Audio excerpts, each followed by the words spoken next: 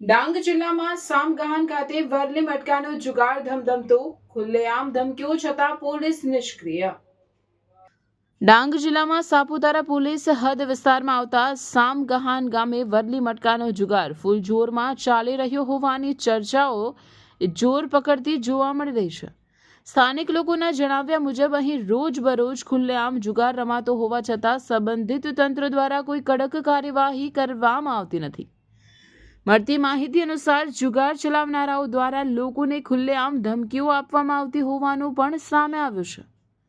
થોડા દિવસો પહેલા એક ઇસમને જુગાર બાબતે થયેલા વિવાદમાં માર મારવામાં આવ્યો હોવાની પણ વાતો બહાર આવી રહી છે। છતાં આ સમગ્ર ઘટનામાં સાપુતારા પોલીસ દ્વારા અત્યાર સુધી કોઈ અસરકારક પગલાં લેવામાં આવ્યા નથી, જેના કારણે લોકોમાં અસંતોષ જોવા મળી રહ્યો છે। સ્થાનિક નાગરિકોમાં ચર્ચા છે કે આ વિસ્તારમાં વરલી મટકાનો જુગાર લાંબા સમયથી ચાલી રહ્યો છે, છતાં પોલીસ અને સંબંધિત તંત્રની નજર કેમ નથી પડતી તે પ્રશ્ન ઊભો થયો છે। કાયદો અને વ્યવસ્થા જાળવવાની જવાબદારી ધરાવતા તંત્ર સામે લોકો સવાલ ઉઠાવી રહ્યા છે।